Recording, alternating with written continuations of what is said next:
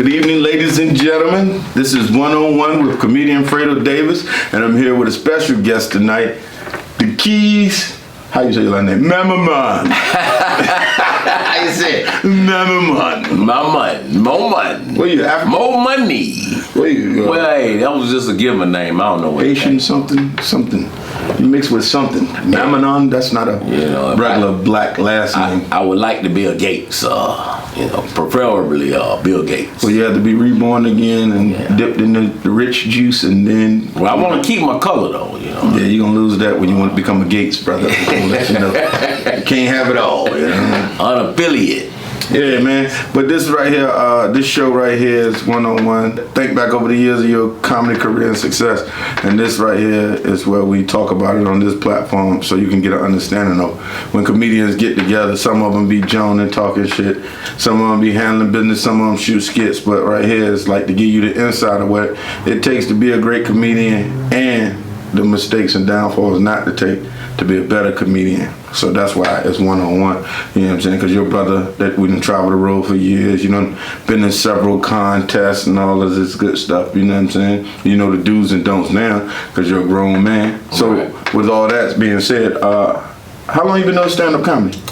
Right now, I've been doing stand-up. It's 2023. I'm about 27 years in, maybe. That's true dedication.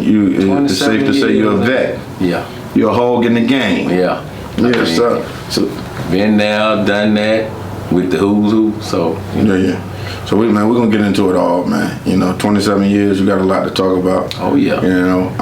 That's back when the clubs used to come around. They had contests and everything for comedians to perform to showcase their talent for you to go to the next level. Bob Sumner used to come with the showcases. You performed some of those, huh? Yeah, Bob Sumner had, of course we all know about Def Jam. Bob Sumner did a Def Jam. I won the actual whole Def Jam competition. Mm-hmm. Just so happened Def Jam didn't renew the contract, and I was supposed to be the host, showcase, but of course the contract, didn't go back through. Def Jam died down for, I don't know what, 6-7 years. That Def Jam comedy era, right? Yeah. Damn, you would have been the host of that, man. Yeah, that's what your life would have changed. That's what was promised. Yeah. I've probably been married to a white woman by now. Yeah, at least a Puerto Rican. A Puerto Rican. Puerto Rican. Damn, boy. You would have been the host of Def Jam. That's monumental. That like your last name, Momon. Yeah, that would have been monumental. Yeah. That's my dog, man. Like this game though. So like you consider yourself like a road comic? Did you do a lot of the road work back then? Was you on the creative? I should say. I wasn't on the creative. What actually, I guess, boosted my career, believe it or not, was my first season of Comic View. Mm-hmm. And I think I taped Comic View in 1998. Mm-hmm. But I was the most played comedian for that entire year. For Comic View? For Comic View. Next to you, where can we check those stats? Well, Google? I can't even. YouTube? Well, listen. The funny thing is, I can't even find any of my footage from BET. I got all my footage. People were posting that junk all over YouTube. Yeah, they posted the whole show, because you remember they used to give you the VHS tape. Right. And so my whole show was on the VHS tape, and they put the whole VHS tape on YouTube. That's the crazy thing. I mean, I've searched the internet, everything, and I can't find any of my material for BET, but at least that's what they told me. That no, it's out there. Most played. It's out there. Now because that's when they used to show us love. And I mean, I guess I had to be either played a lot or got a little notoriety, because that's what catapulted me, to getting on the road, people calling me to do shows and stuff of that nature. So doing the comedy club, they had the comedy club tour back then, where you go do all the comedy clubs. Right. And you get to know each one of these shysta-ass promoters you get to deal with that had certain comedy club. This comedy club, then you get a link from him to go do that comedy club. Right. Be everywhere. Funny Bones, and then your improvs, and if you don't been in this game long enough, you don't took some losses. Oh, yeah. You don't took some licks. You don't took some empty promises. I learned in this business as a young black businessman is to never leave this city without a deposit. Exactly. They ain't gonna pay you on the back end. I had a promoter tell me that, oh, I don't give out no deposit. I said, oh, you don't have no show. Grown nigga, brother.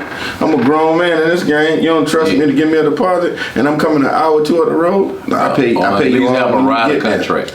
Huh? Rider contract or something. You know, you got to give me some kind of guarantee, not just your word. Cause I mean, we do need a guarantee. Yeah. So I ain't playing it like that no more. I don't trust you. I don't know you like that to even leave Atlanta. You don't give me no deposit. I don't care if it's down to the wire.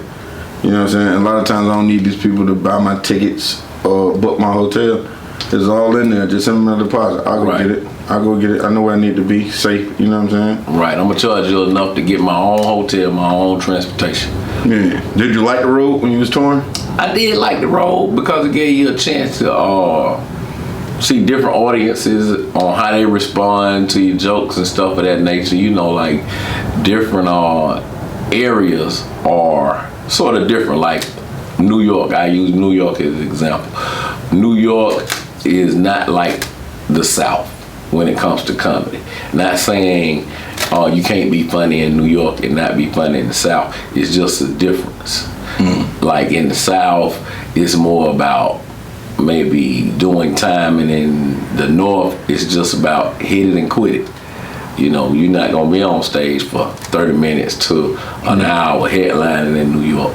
Yeah. You know, I recently went up there. We did we was doing the bigger shows with Rob Stapleton and Talent and the main stage show. Right. You know what I'm saying? Where the crowd come to laugh and they didn't pay $40, $50. I learned that like these hole in the wall, these people entitled to a poor ass opinion. And when you go when they paying their $40, $50, $30 a ticket, whatever, they laugh a little harder. Oh yeah. Cause they spend their hard earned money. Right. Oh nigga, you better be funny. I spent my money. I worked all week for this shit. I had to get a second job to get this ticket. Man, you just brought up a good thing, Fredo, because I think the comedy value has went down to a degree because for real stand-ups now. Well, everybody that came after the Instagram, social media comedians are making hundreds of thousands and millions on social media. But I'm saying the actual stages that we go perform, me and you. Yeah.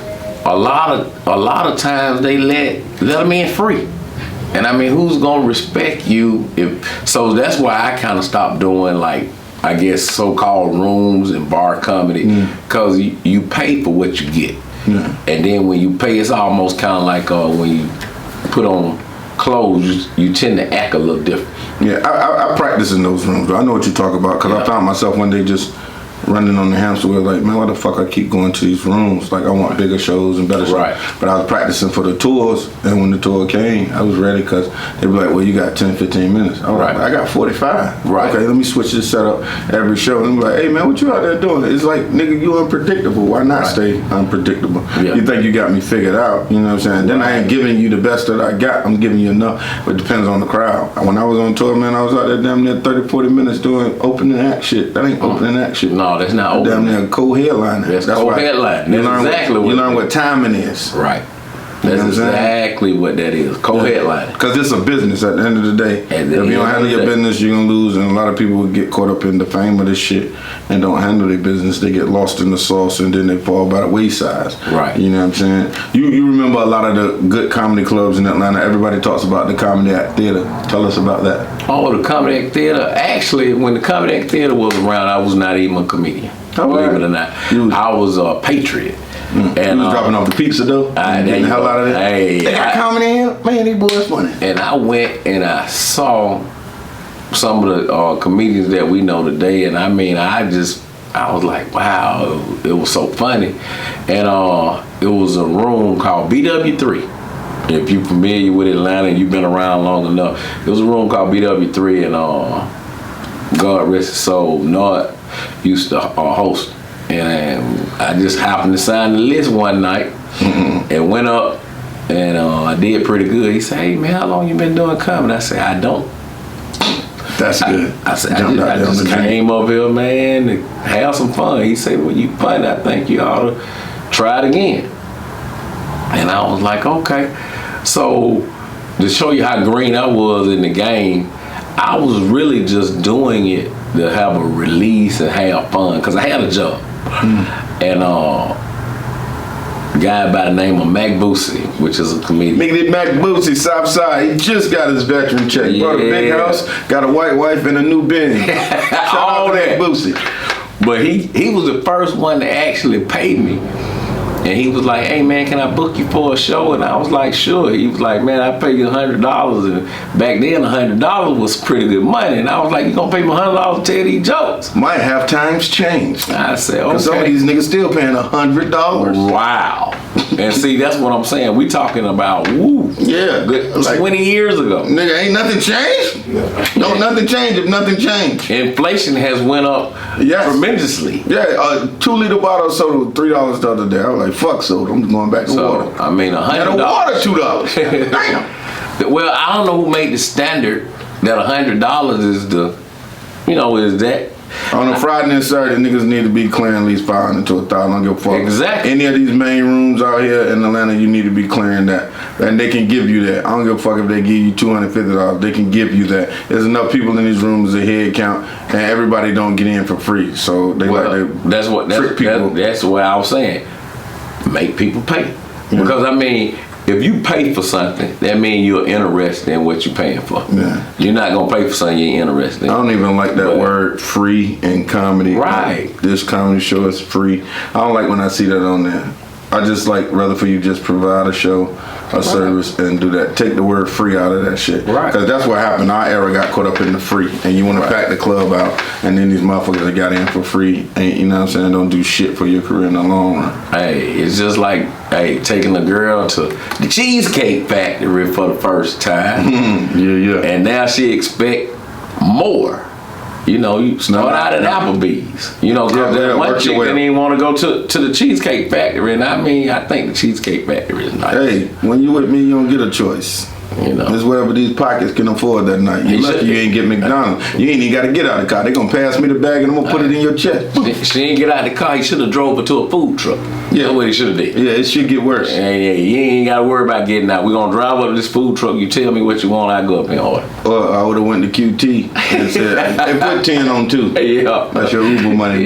Give him one of them QT hot dogs. Mm-hmm. So what's one of some of your favorite comedians that inspired you to do comedy that made you want to stay in the game? Believe it or not, I got into Dave Chappelle a long time ago.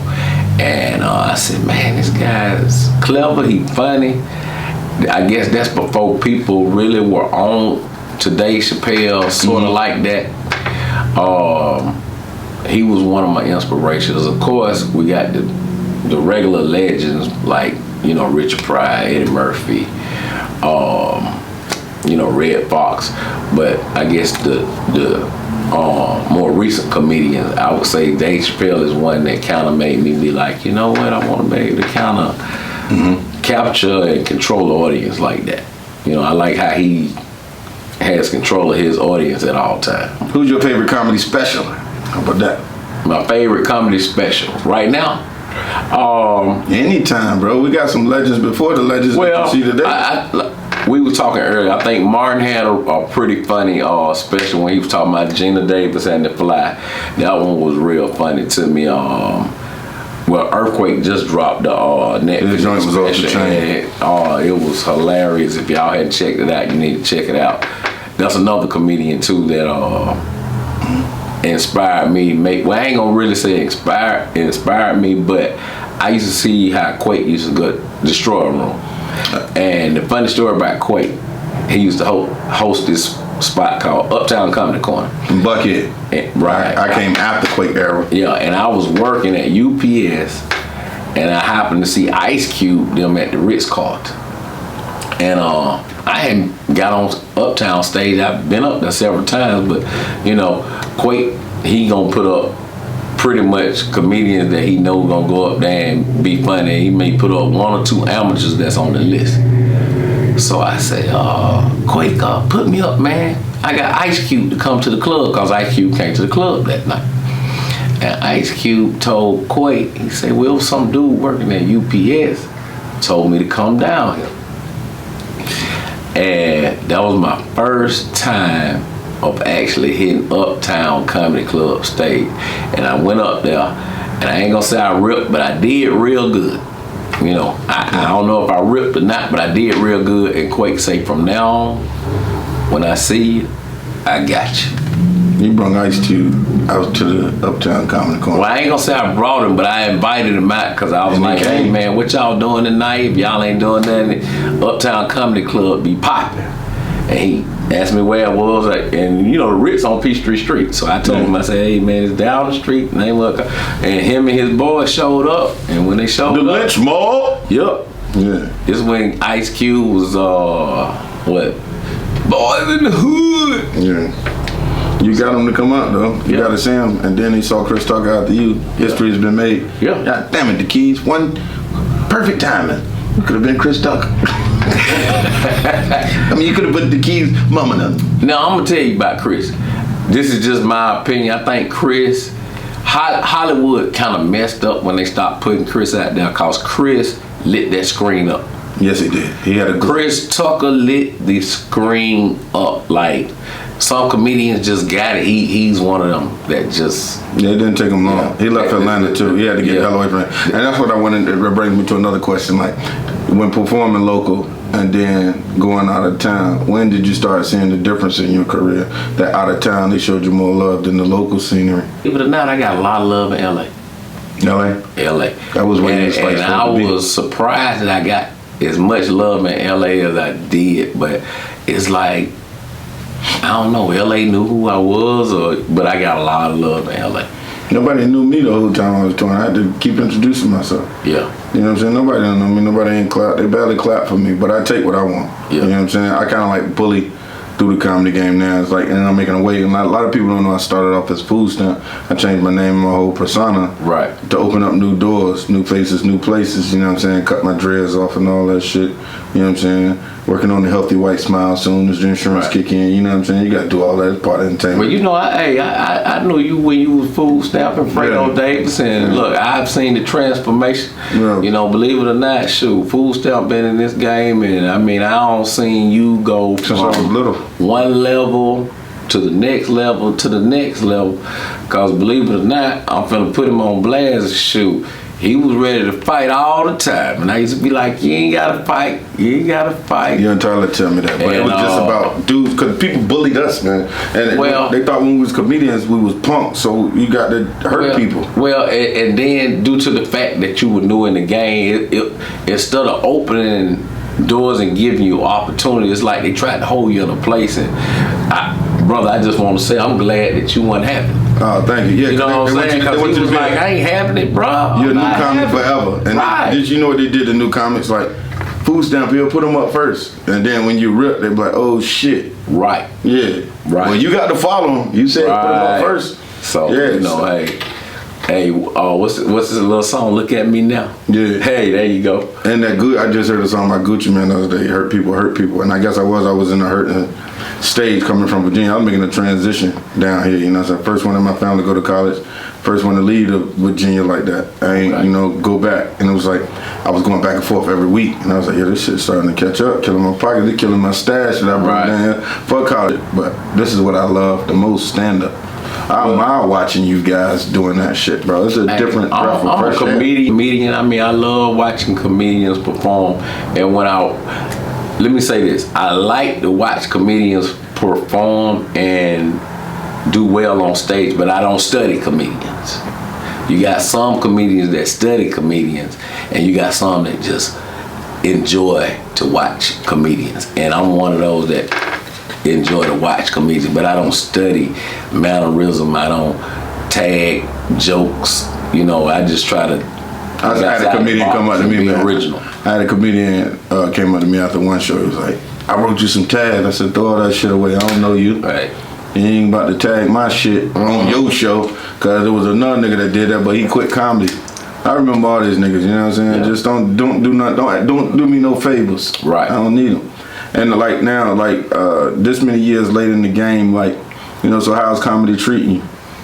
Not bad. I mean, right now I do work a full-time gig, so I can't travel as much, but I get maybe 2 nice shows a month, and then I try to go work out here and there. I mean, I'm trying. You got a formula. Yeah, I'm trying to navigate through this internet thing, because I guess I was a dinosaur when the internet got hot. So now I'm trying to navigate through it. So I can let people know that I'm still out here. I'm still here. I haven't went anywhere. You know, it's kind of out of sight, out of mind game, but put me back on y'all mind, brother. Yeah, you never stop writing jokes. Never. The thing that you're doing now, the formula that you got now, I think we should see a big difference in the next couple of months. You know what I'm saying? Yeah. What you're doing, posting your videos, putting your jokes out there, then, you know, Dekeys become a household name. Because right now we got this era of the social media and stuff, which is killing the game. And they getting these $250,000 checks, $500,000 checks for one night. They getting all the arenas and the venues, Live Nation, you know, coming in, getting them the deal. Once Live Nation get you already catapulted to millionaire status. Now do all these dates. Right. You take I hope this goes out pretty far. I'm gonna put y'all social medias, and I don't want to use that. I'm gonna put the comics that blow up on social media. I'm gonna put y'all on some game. If you create a following, why don't you get a comedian that's funny, team up with him, and then you call your own shots. You write your own script, because, you know, if I get 25 million followers, I'm not signing with anybody. When I need to sign with anybody. You are the machine at that point. I'm the machine. Yeah. So if you already your own machine, get with a comedian. Y'all get together. The comedian can show you how to work the stage. You can show him how to work behind the camera. Y'all team up and y'all blow this thing up together. Cause see, once you sign with somebody, they own you. You gotta learn. They gotta learn. That's one thing about it. That's why I say it's a business. Right. At the end of the day, and a lot of people know business. When you're doing big business, it requires a good lawyer. All the lawyer do is say, meet with me, come to my office, and read over this, and then sign this check, and then boom. You know what I'm saying? You on the big and better stuff. And like now, at this level, where you have to sign up with the proper management, they got your best interest. You just, you know what I'm saying, you agree to this, or they negotiate your price higher, because everybody's price is supposed to go up. You ain't supposed to be an opening act forever. You ain't supposed to be a feature forever. But until your name ringing bells and you doing shit, you know what I'm saying, you got to do it the way you do it till you get true to it and get them big checks, you know, because this is a whole nother realm of stand-up right now that we in. Yeah, and I mean, I feel like social media is really, it's what you kind of make it. You know, once you, like you say, once you become the machine, then you don't need somebody to tell you how to work your own machine. I think where we get lost is looking at a dollar amount. I take Dave Chappelle, for instance, when he turned down $50 million, and everybody was like, well, what's wrong with Dave? I think he's made $50 million a few times over now, and he still has all the rights and ownership to himself. And I mean, that's what you got to understand in this game. That's probably why I hadn't maybe went as far as I should have, far as, I guess, being out there, because I'm not gonna sign nothing that's giving me away, so to speak. You know, and that's kind of what they want. They want ownership. Yeah, they throw all the money at you, but they want ownership. And I mean, I gotta own me, and if I got a grind, that's what I do. But you know, if I give me away, what's that shit? They say, don't go to LA and get gay. Well, see, it ain't even real about getting They say that. You know, that's a saying when you go to Atlanta. When you left Atlanta, you say, where you moving? I'm moving to LA. You remember? Well, see, I fell for the banana in the tailpipe, though. It's funny you said that. Don't use those words right there. Pause. That didn't go. Right, hey, that didn't come out right. That didn't come out right. Go ahead. No, but I did Comic View. And Bob Johnson, if you see this, he'll tell you, yeah, he telling the truth. Bob Johnson, the son. Because it's Robert Johnson, the person that owns the whole network. Yeah. That sold it to Viacom. Right. And it went to hell after that. Go ahead. But, well, it's back up now. Thanks for that. After that season of Comic View, he told me, man, move to LA. I got you. That means you can stay at I got you. You're going to get your management and everything. And I let outside influences kind of, you know, like you say, talk me out of it about, you know, that sound gay, and they finna, right. And I guess I kind of, you believe it? I sort of believed it, and kind of was like, well, yeah, kind of like, what person is gonna just say, come on, I got you, if they don't want. But you got people out there that will really help you. You know, you just gotta understand that at BET. These are the power brokers. Like I used to do all my research. I already knew who Robert Johnson was. I used to read the paper and all of that stuff before I got over there because I had good friends like Joe Clare, and Chris Thomas. Right. You know what I'm saying? And then I was running with the dude Hits from the Street. A lot of people know I've been doing production a long time behind the scenes. Okay. I knew the people in management, the movers and shakers in the game. So you one person away from where you want to be. Right. You know what I'm saying? And like that would have been a good look. Like I would have. You wouldn't have to tell me twice. Once you got BET behind you, bro, it wasn't nothing you wasn't gonna do. You would have catapulted out of this world, man. And I mean, you know. Did you have a drug habit? What kept you in Atlanta? What? I wish I would have had a drug habit. That would have been easier. No. I ended up getting married. Let me see. When did I get married? I mean, I know when I got married, but I'm trying to think when everything kind of started happening. But I got married around 2000. I think it was 2001, 2002. It's a little fuzzy. I'm a little older now, but you don't have to remember that. And certain opportunities started coming, but they was coming fast. And I think I got the BET opportunity before I got married. I did. I got the BET opportunity before I got married. And I think the only thing that stopped me from moving then was fear. I mean, I can be honest about it. I was a little shook because I'm like, okay, I'm finna be out here. I'm depending on totally somebody else. Like, you know, shit, they decide, hey, you ain't trying to cooperate the way I want you to cooperate, you know, hey. And I was just like, hold on. I don't want to go nowhere where I'm totally dependent on somebody, and I think that was the fear factor. But one thing I can tell you, not to cut you off or not, you was just overthinking it. I promise you. I know that now. When they tell you hot, they rock it with you. You about to be working every day. Any TV show, any pilot, you was gonna be on everything shooting. And I mean, like you say, I overthought it. Yeah, I know you did. You know, and you was hot them moments and whatever because it was like every time you was inside, I think, performing, and I think somebody from the comedy jump was outside talking about we taking certain comedians, and I heard your name, Dekeys, come up. I was walking up and I heard it, and it was like, this nigga's funny, he got it, he light skinned. I don't know what light skin back then, like that shit take you places, but you had what it takes, you know what I'm saying? Not that you don't got it. I had that Down syndrome look. They say, that's hilarious. They said we can't just leave him back like that. Yeah, we gotta help him. Joke style, funny, you know what I'm saying? Your delivery, funny, you know what I'm saying? Like, the game is at your grasp and how you wanted to do it.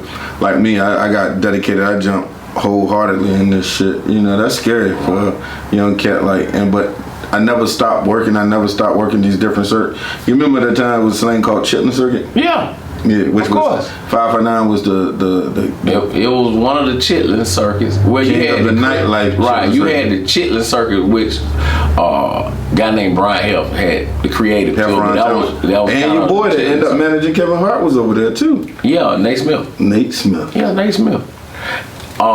It was a guy out of Florida. He used to have several runs, God rest his soul, Floyd. I don't know if y'all was familiar with Floyd, but he used to have, all that was part of the Chitlin circuit. You know, all the clubs. And the Chitlin circuit ran, and you had shows, and you could do a week's worth of work in Florida. You can come do a week's worth of work in Georgia.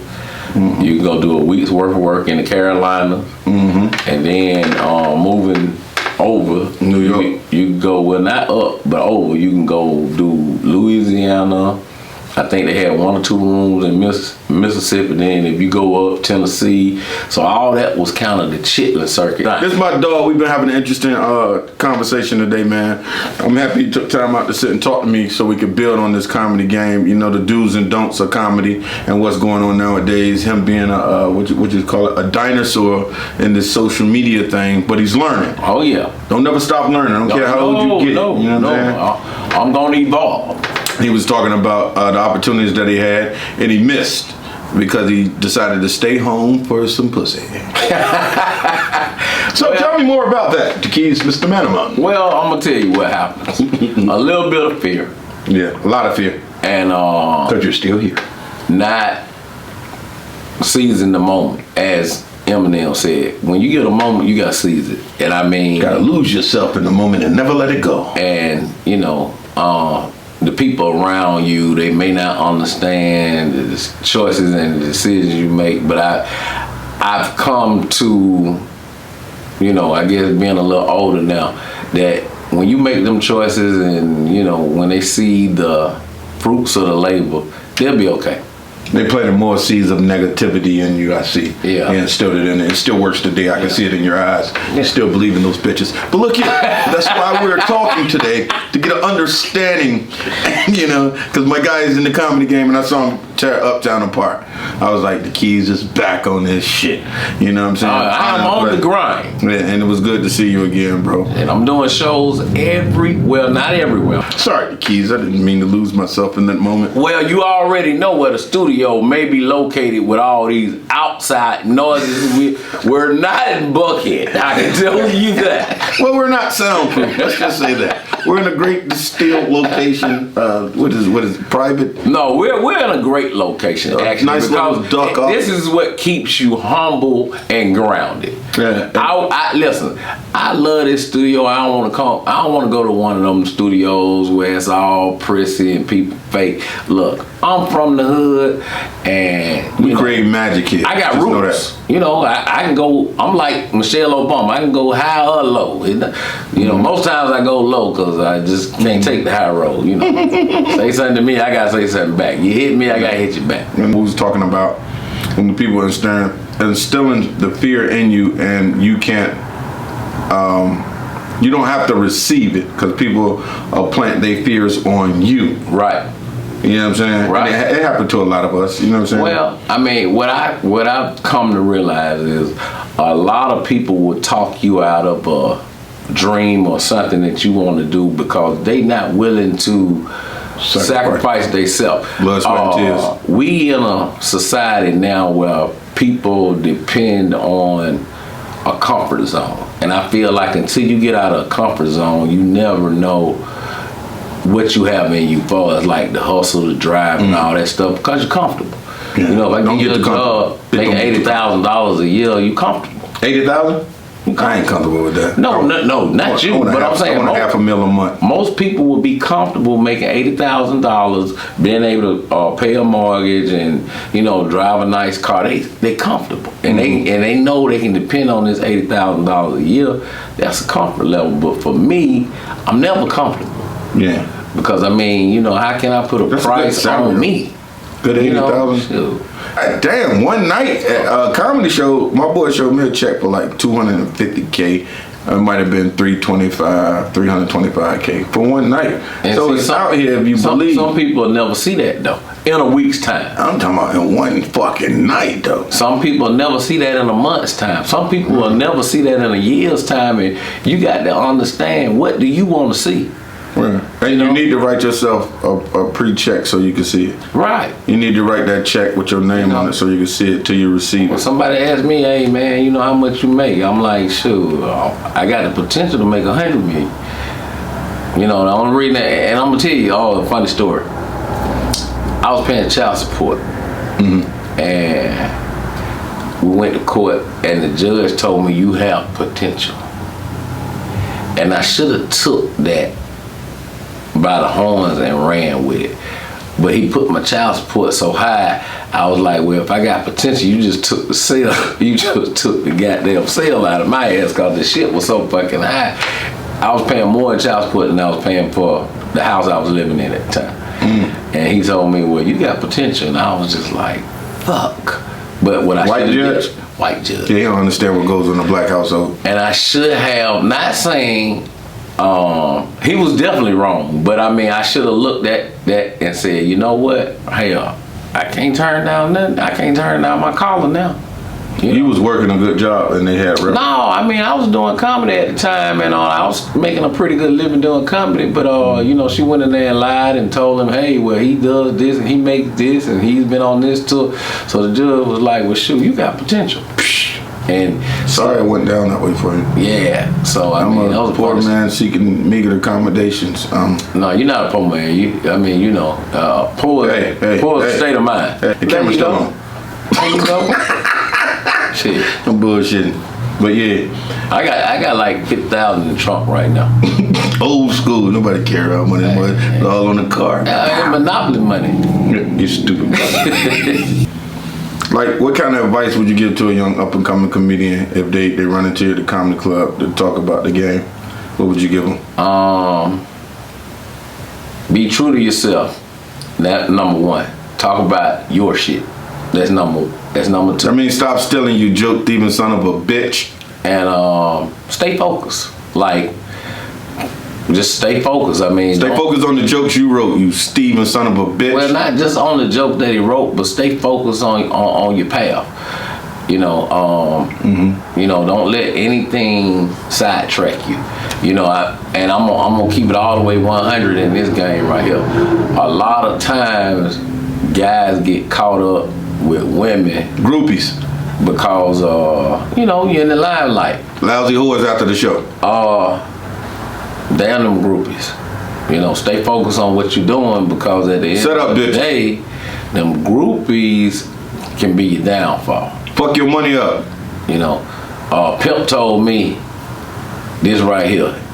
He say, if you leave a woman want you, she'll always want you. But once you fuck her, then she might not want you no more.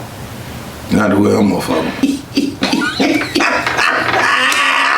I gotta put you through shit from the beginning. If you could rewind back the hands of time, what's one thing you would have did different?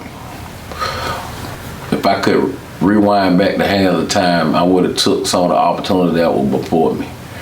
You know, and then let anybody or fear or anything hold me back from taking the opportunity. I mean, I just would have took those opportunities, because, you know, opportunities don't just come around like, you know, they don't just keep coming around. So I think I've had more opportunities in the comedy game than maybe most folks. Good opportunities.